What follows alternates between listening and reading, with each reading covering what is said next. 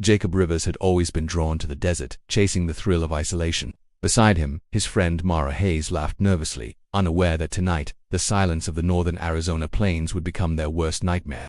Somewhere in the shadows, something was watching, not human, not animal, but something that could wear their faces, think their thoughts, and wait patiently for the perfect moment to step into their lives. I had always thought the stories about the desert were exaggerated. Locals whispered about creatures that could mimic humans, about skinwalkers that hunted travelers, but I had dismissed it as superstition. I told myself it was just old legends meant to scare kids. That was before I took this trip to northern Arizona, a stretch of land so empty and desolate it felt like the edge of the world. My truck rattled along a dirt road, dust swirling in the headlights, and the setting sun painted everything in an eerie orange glow. The wind was sharp, carrying the distant cries of coyotes or maybe something else I couldn't recognize. I stopped to stretch my legs, letting the silence press against me. The desert seemed alive, almost watching. Every rustle of dry brush, every crackling twig made my skin crawl. I thought I saw movement, but when I turned, there was nothing. Then I noticed a figure at the edge of the road. I squinted, trying to make sense of it. It was standing perfectly still, too still. At first I thought it was a person, but the way it shifted, just a twitch of a shoulder, the way it bent its knees was wrong. It didn't move naturally. My stomach sank, and I blinked, and it was gone. I laughed nervously, telling myself it was a trick of the shadows, a trick of the tired mind. I climbed back into the truck, but the unease didn't leave. Every mile I drove seemed longer than the last. The road curved in ways that didn't make sense, and every time I glanced in the rearview mirror, I felt like something was there, just beyond the lights, slipping in and out of sight. My hands gripped the wheel tighter, my pulse hammering. Night fell fast. Darkness came like a curtain, and the desert became a vast empty void. I saw movement in the distance, something darting between the rocks and sagebrush. Faster than any human, but quiet, almost silent. I tried to convince myself it was an animal, but the way it moved, intelligent, deliberate, made my heart race. I wanted to leave, but the road twisted in ways I didn't recognize, looping back as if mocking me. I reached a clearing and decided to set up camp. The wind had picked up, rattling the truck windows like fingernails scraping glass. I unrolled my sleeping bag under the open sky, trying to shake off the feeling of being watched. But then I saw footprints.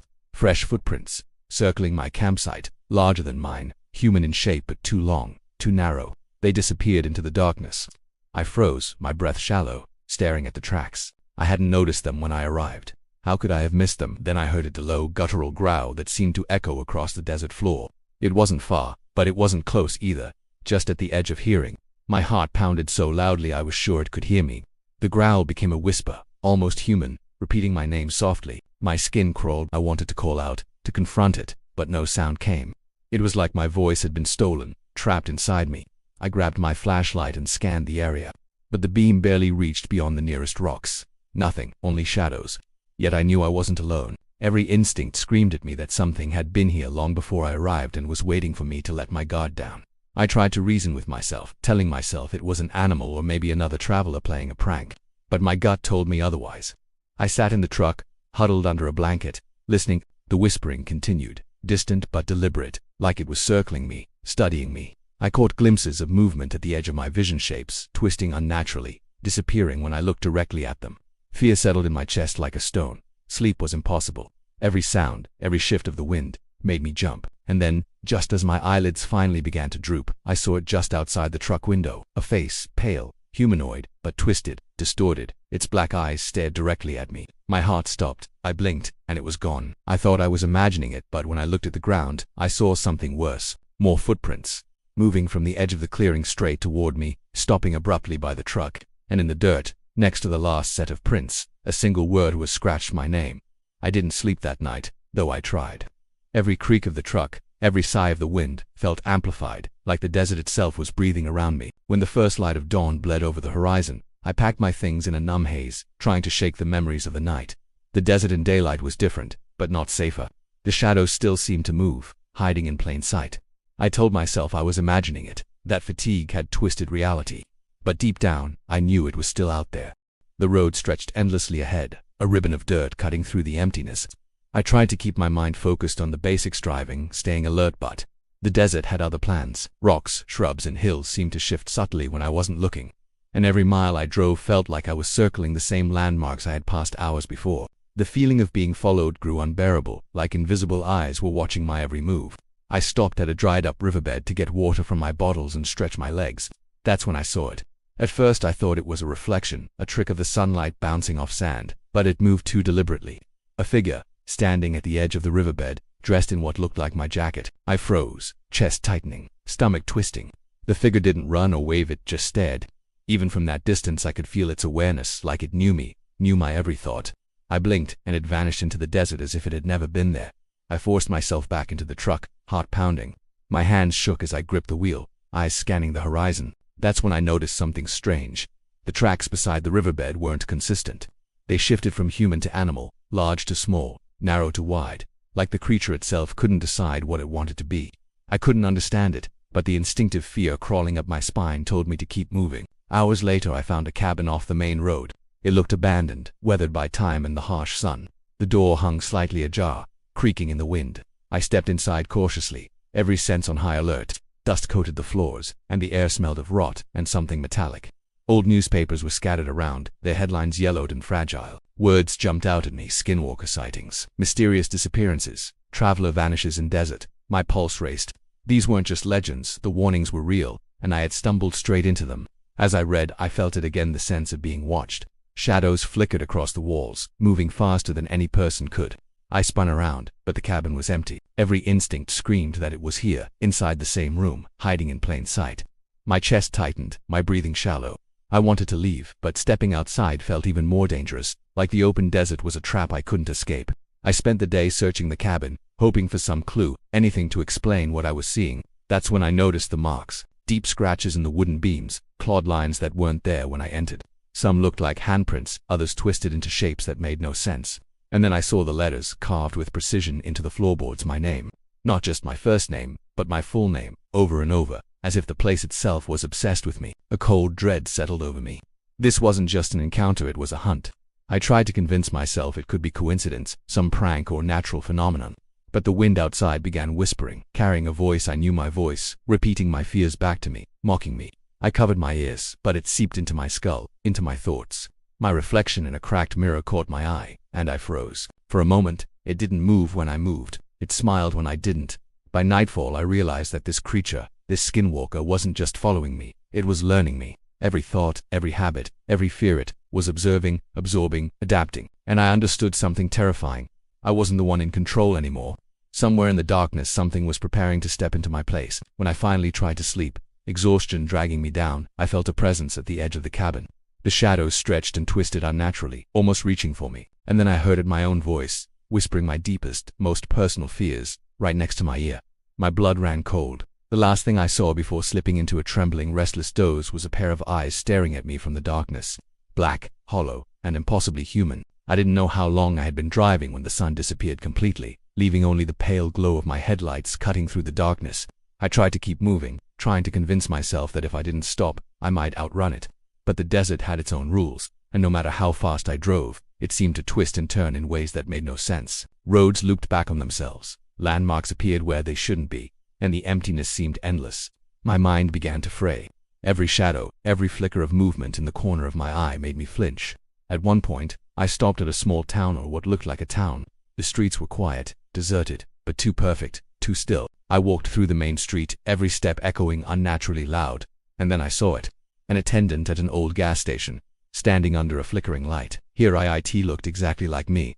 Same build, same clothes I had worn the previous day. I froze, my stomach twisting in panic. My reflection, my twin, was staring at me with a calmness that made my chest tighten. I turned, but by the time I looked back, here it was gone, vanished as if he had never existed. I ran back to the truck, hands trembling, heart hammering. I tried to tell myself it was a hallucination, a trick of exhaustion, but deep down, I knew better. The skinwalker wasn't just following me, it was learning me, mimicking me. The thought made my blood run cold. It didn't want to kill me outright, it wanted to replace me. As night fell again, I found another cabin, this one smaller and even more decrepit than the last. I barricaded the door with whatever I could find, trying to convince myself I was safe, but I wasn't. The shadows moved in ways that made no sense. Every creak of the wood, every groan of the building sounded like something alive, something creeping along the walls. I tried to keep my mind occupied, running scenarios in my head, hoping logic could shield me from the madness. But logic had no place here. Then the scratching started. At first I thought it was animals, claws on wood, nails on the floorboards. But the pattern was deliberate. It circled the cabin, sometimes pausing as if studying me, sometimes coming closer, closer, until I could feel its presence in the air around me. I held my breath, straining to hear every movement. The scratching stopped abruptly, and in the silence that followed, I realized I could hear my own heartbeat echoing, loud and uneven, in my ears. I tried to sleep, curling up in a corner, but exhaustion offered no comfort. Every shadow became a face, every sound a whisper of my name, and then I noticed the marks, deep scratches, clawed handprints, letters etched into the wood, my name repeated over and over. It was obsessed with me, a predator cataloging its prey. I felt panic rise in my chest. This wasn't random, it was meticulous, intelligent, calculating. And then I saw it in the corner of my eye, a fleeting glimpse, but enough to stop my heart. My reflection in a cracked mirror didn't move when I moved. It smiled when I didn't. My stomach churned as I realized the horrifying truth. The Skinwalker could not only mimic appearances, but behavior. Every fear, every thought, every reaction it was learning, practicing, preparing. It didn't need to attack me yet. It only needed to understand me completely. I couldn't trust anything anymore. Mirrors, windows, even my own shadow felt like traps. I stopped speaking, afraid that my own voice could be mimicked, twisted against me. Every instinct told me to run, but the roads outside seemed endless and impossible. The desert had swallowed time and direction, and I was trapped in its cruel maze. When exhaustion finally took me, I slept in fits, my dreams invaded by the creature. I saw myself standing in the middle of the desert, surrounded by shadows wearing my face. Each one whispered the things I feared most, twisting them, mocking me. I woke up drenched in sweat, heartbeat racing, and realized that it was still there watching, waiting, patient. And from the darkness, I felt its eyes on me again. Black, hollow, human, yet not human at all. I understood then that I wasn't just being hunted. I was being studied, dissected, replaced. Somewhere out there, a creature wore my face, lived my habits, thought my thoughts, and in that realization the fear became unbearable. I wasn't safe in my own skin anymore. I stopped trusting reflections entirely. Mirrors, windows, even puddles of water felt like traps. Every surface that could show an image of myself became a source of terror. I began to notice subtle differences in the world around my shadows that moved against the light. Trees bending in ways that defied the wind, rocks shifting when I wasn't looking. Every time I blinked, something changed. I couldn't tell reality from the illusions anymore. Driving down empty roads became an ordeal of paranoia. The headlights cut through the darkness, revealing nothing but dust and sparse vegetation, yet I could feel it following me, just beyond the beam. Sometimes I would catch glimpses in the rearview mirror. Movement, a shadow, a figure.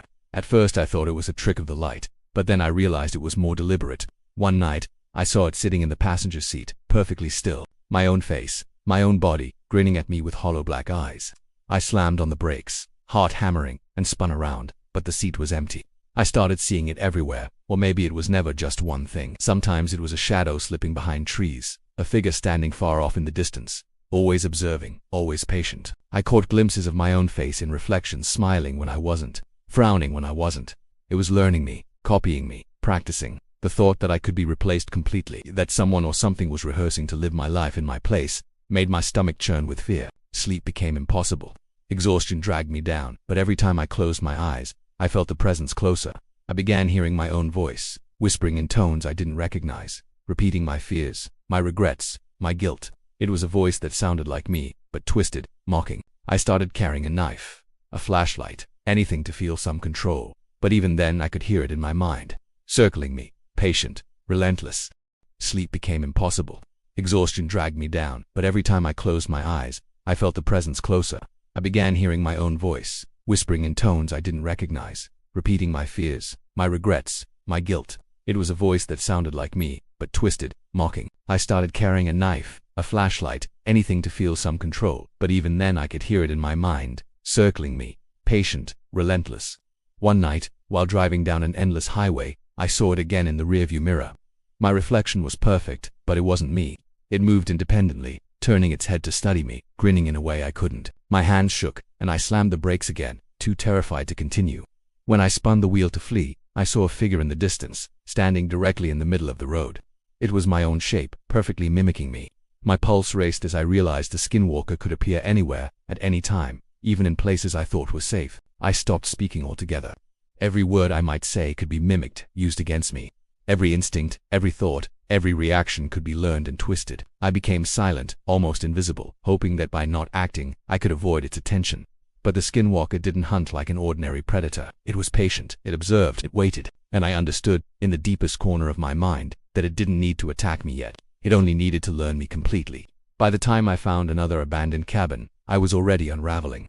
The desert no longer felt like a place, but a trap, a labyrinth designed to wear me down, to make me question everything I saw, everything I thought I knew. I barricaded the door as best I could and huddled in a corner, clutching my flashlight and knife. The walls seemed alive, breathing, twisting slightly in the faint moonlight. The wind outside carried whispers, my voice repeating my own fears back to me, louder, sharper, clearer than before. And then I looked at myself. My reflection in a cracked, grimy window caught my eye.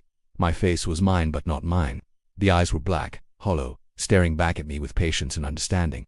My own face had betrayed me. I stumbled back, heart racing, stomach twisting. I realized, with an icy horror, that I was no longer just being hunted. The Skinwalker had begun replacing me, imprinting itself on my life, my memories, my very being. It was only a matter of time before I didn't know who I was anymore, or worse, that no one would know I had ever existed. From the corner of the room, I could feel it watching me, not just a creature, not just a shadow, but a version of myself, waiting for the moment to step fully into my life. I couldn't escape it, couldn't hide. And in the darkest moments before exhaustion pulled me into a fitful, trembling sleep, I realized something worse than death was coming. Something patient, intelligent, and unstoppable was ready to take everything I had ever been. I kept driving, though I no longer knew if I was moving forward or merely circling the same roads endlessly. Time had lost all meaning. Days blurred into nights, and nights stretched like a never-ending nightmare. The desert around me was silent, yet alive with a presence I couldn't escape. I could feel it everywhere, in the shadows between the rocks, in the wind that cut across my face, even in the pulse of my own heart. That Skinwalker wasn't just following me anymore. It was surrounding me, waiting, patient and calculated. Eventually, I came across a small town, or what appeared to be one. The streets were empty, houses stood silent, and the street lights flickered weakly, as if on the verge of dying. I parked my truck and stepped out, my legs trembling under me. The buildings looked familiar, but nothing about them was right. Everything was too still, too perfect, almost staged. I walked down the main street, heart hammering, senses straining, and then I saw them. Faces I recognized from my past, people I knew, people I had never known. They all had the same hollow eyes, black and unfeeling, staring straight through me. Their movements were stiff, mechanical, unnatural. I realized with a cold terror that the Skinwalker wasn't a single being, it was a network. Every person I passed, every face I saw, could be one of them. My stomach churned, and panic clawed at my chest. I tried to leave, but the streets twisted unnaturally. Buildings that had seemed a block apart now pressed impossibly close together. Every turn led me back to the same empty square, the same flickering street lamp, the same hollow-eyed faces. The town wasn't real, it was a trap. The desert outside had folded in on itself, a labyrinth designed to disorient and terrify. I was trapped. I stumbled into an abandoned home, desperate for refuge. The walls were lined with mirrors, hundreds of reflections staring back at me, and in each one I saw a Skinwalker, my own face, perfectly still, grinning at me while I panicked. Some were moving independently, some mimicked my terrified expressions, and some even whispered my name. The sound carried in distorted echoes through the empty house. I backed into a corner, shaking uncontrollably, realizing that the creature had multiplied, that every reflection, every shadow, could be it. I tried to cover my eyes, tried to shut out the impossible nightmare surrounding me, but I couldn't escape. And then I saw it in my reflection, grinning in a way I couldn't. It was perfect, but it wasn't me. My own memories, my fears, my habits were etched into it, and it knew everything about me. I realized with a frozen horror that the Skinwalker wasn't just imitating me, it was becoming me. My thoughts, my fears, my very being were being copied, step by step, until there would be no difference left. I fled the house, heart hammering, lungs burning, running through streets that twisted impossibly. I felt eyes on me everywhere, and every shadow, every reflection could be the creature. I stumbled back to my truck, but the moment I looked in the rearview mirror, I saw it again. My own face sat in the driver's seat, perfectly calm, eyes black and hollow. I screamed, but no sound came out. I realized with bone-deep terror that I was already too late. Somewhere, out there, the real me, or what I thought was me, was being hunted, replaced, erased. And as I drove off into the endless desert, I understood the cruelest truth. The Skinwalker doesn't just stalk the body, it stalks the self, the mind, the soul. It waits patiently, mimics flawlessly, and once it learns everything, it steps into your life, wearing your skin, thinking your thoughts, becoming the person you were. Now, as I hide in an abandoned shack on the outskirts, I write this to warn anyone who might follow these roads. I can hear it outside, moving closer, patient and deliberate. I can feel it watching me, waiting for the moment to take the final step. I glance at a cracked window, and I see black eyes staring back. Not mine, but mine. Or maybe it already is mine. I don't know if anyone will ever find this. If you see someone with eyes like mine, black and hollow, know this. It's not me. It's waiting. And the real me, or what's left of me, may already be lost. swallowed by the desert, replaced, erased. There is no escape. There is no safety. And the Skinwalker, it is patient, always patient.